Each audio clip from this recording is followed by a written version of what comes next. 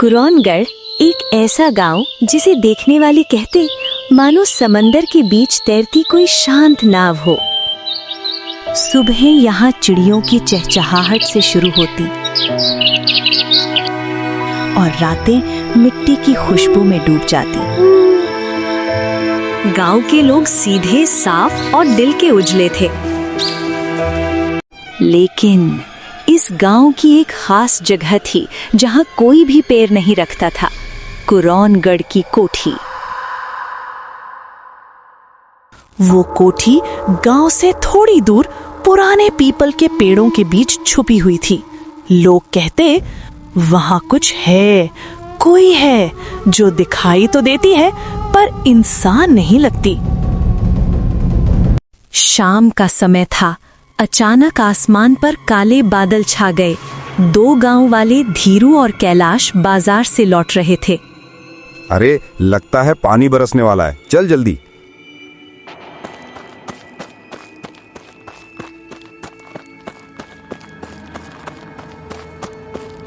हाँ, लेकिन तू ये कोठी की तरफ क्यों ले जा रहा है? ये रास्ता सही नहीं है रे। अरे बुद्धू, ये शॉर्टकट है, 2 मिनट में पहुंच जाएंगे।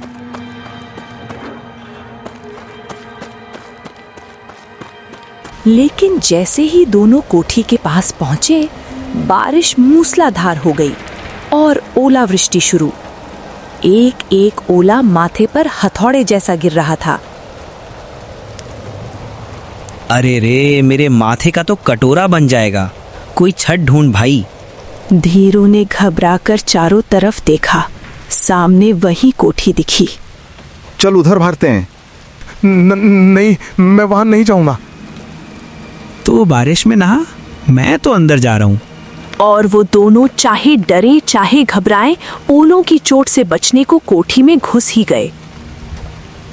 अंदर की हवा बर्फ जैसी ठंडी थी, दीवारों पर काई जमी थी और कोठी अजीब तरह से चमक रही थी, जैसे किसी ने हाल ही में साफ की हो।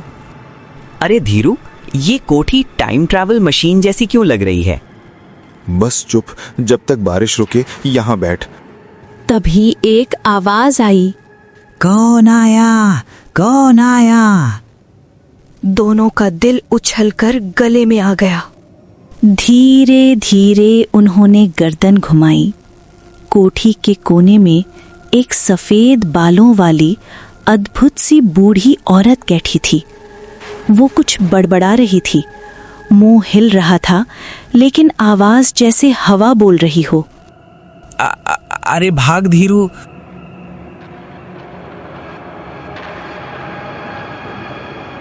और दोनों बिना कुछ देखे ओलों की मार खाते हुए गांव की ओर भाग गए। उसी रात से गांव में कोठी का डर फिर बढ़ गया। 3 दिन बाद गांव में 4 नए लोग आए। एक जोड़ा, अर्चित और मेघा, और 2 युवक, विवान और संकेत, जो अर्चित के चचेरे भाई थे।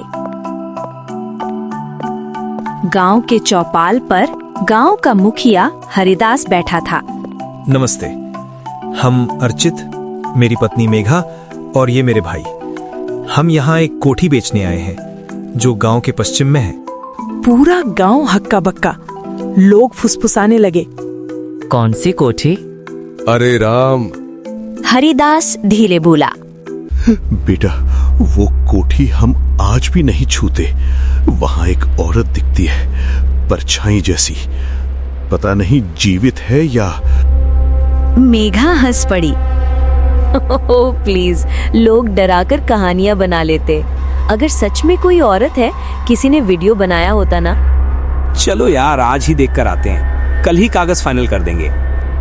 धीरू और कैलाश पास ही खड़े थे। उनके चेहरे नींबू खा लिया जैसे खट्टे पड़े थे। भाई मत जाओ, हमने अपनी आंखों से देखा है उसे। अरे तुम दोनों ओलों से सिर फूटने के बाद पागल हो गए हो क्या?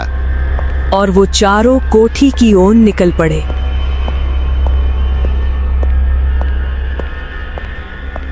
कोठी के पास पहुंचते ही विवान बोला, वाह, ये तो किसी राजमहल से कम नहीं। दीवारों पर अजीब चमक थी। मानो किसी ने रात भर पॉलिश की हो। भीतर घुसते ही एक ठंडी हवा चली, ऐसी जैसे किसी ने कंधे पर हाथ रखा हो। किसने फूंक मारी? अर्जित, ये तू था? क्या बकवास कर रही है, मैं तो सामने हूँ। अंदर का हॉल चमचमा रहा था, जैसे वक्त ने उसे छुआ ही ना हो।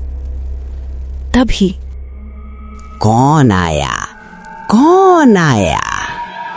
मेघा चिढ़कर बोली, चलो देखते हैं कौन ओटीटी विलन बन रहा है। लेकिन वहां कोई नहीं था, सिर्फ छत से उड़ता चमगादड़ों का झुंड। मेघा चीखते हुए पीछे हट गई। ये कोठी तो वाइल्ड लाइफ सैंक्चुरी निकल रही है। चारों बाहर निकलने ही वाले थे कि अचानक कोने में एक आकृति हिले। ओ माय गॉड, ये वही है। अर्जित, धीमे से। अभी नहीं भागेंगे, पहले पूछते हैं। मेघा धीरे धीरे आगे बढ़ी। आप कौन हैं? बूढ़ी औरत कांपती हुई उठी, उसकी आवाज टूटी फूटी। क्यों आए हो? क्यों मेरी शांति भंग करते हो? मैं खजाने की रखवाली कर रही हूँ। खजाना शब्द ने चारों की आंखों में डॉलर साइन जगा दिए। अगर ये सच है तो हम करोड़पति। हाँ, और जब खजाना मिल जाए इसे बाहर कर देंगे।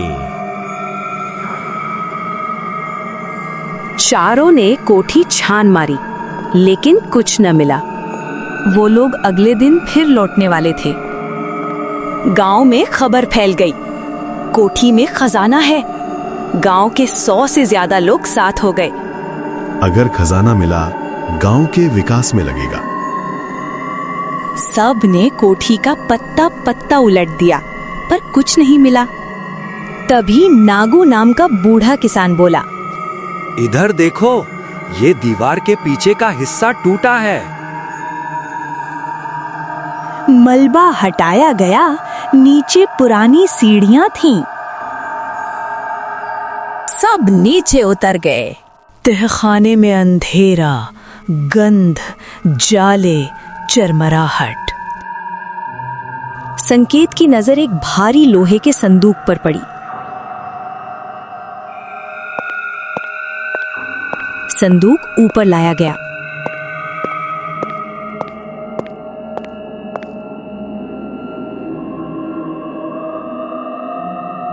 बूढ़ी औरत उसे देखकर पागल सी हो गई।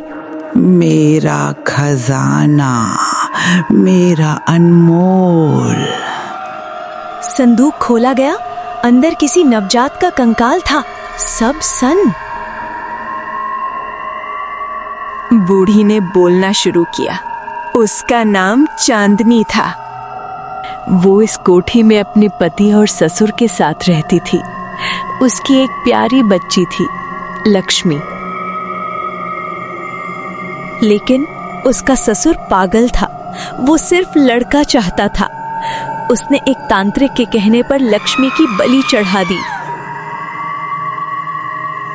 चांदनी ने गुस्से और दर्द में अपने ससुर, अपने पति और तांत्रिक सभी को मार दिया। फिर अपनी बच्ची की लाश को संदूक में छुपाकर तहखाने में बैठी रही। समय बीतता गया, तहखाना बंद हो गया। चांदनी ऊपर फंस गई, पागल होती चली गई। सालों बाद वो अकेली रह गई, साथ केवल उस संदूक का। वो मेरा खजाना है। पूरी भीड़ की आंखें नम हो गई। लेकिन विवान और संकेत का लालच अभी भी जीवित था। ये खजाना, हड्डियां, ये पागल औरत है। वो संदूक को लात मारता है। चांदनी में आग लग गई। वो चीखने लगी, मेरी बेटी को कौन छूता है? और वो संदूक लेकर अंदर भागी। चारों युवक उसके पीछे गए, लेकिन वहीं फंस गए। अर्चित एक कालीन पर पैर रखता है, नीचे गहरा गड्ढा। मेघा एक कमरे में फंस जाती है, अंदर भूखे चूहे। संकेत गलियारे में फिसलता है, फर्श पर तेल। विवान पर ऊपर से लकड़ी के तख्ते गिरते हैं। चांदनी की आवाज गूंजती है। मेरी बच्ची को कोई नहीं छीन सकता। गांव वाले भागते हुए अंदर आते हैं। काफी संघर्ष के बाद चांदनी को पकड़ा जाता है।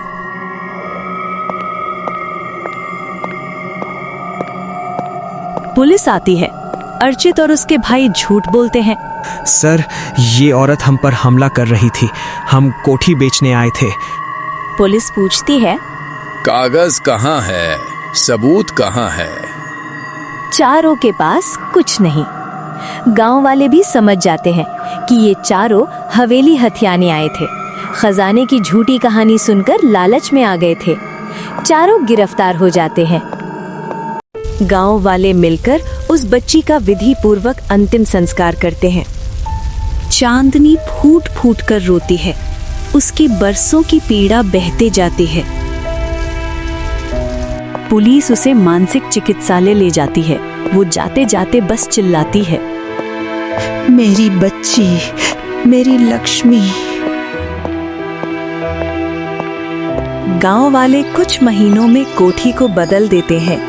अब वहाँ एक सुंदर विद्यालय है, चांदनी बालिका विद्यालय, एक माँ की अमर स्मृति में। और गांव के लोग कहते हैं, जहाँ कभी डर था वहाँ आज बच्चों की हंसी गूंजती है।